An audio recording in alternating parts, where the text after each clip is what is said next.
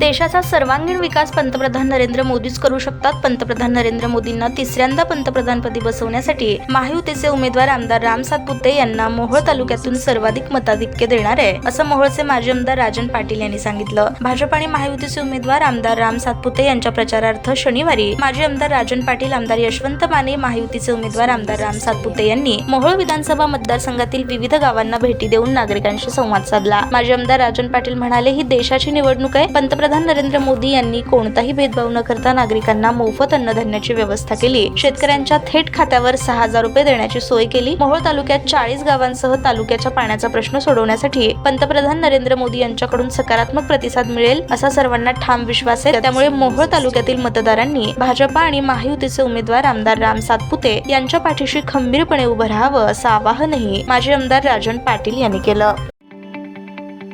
ताज्या बातम्या पाहण्यासाठी प्राईम महाराष्ट्र न्यूज चॅनलला सबस्क्राईब करा.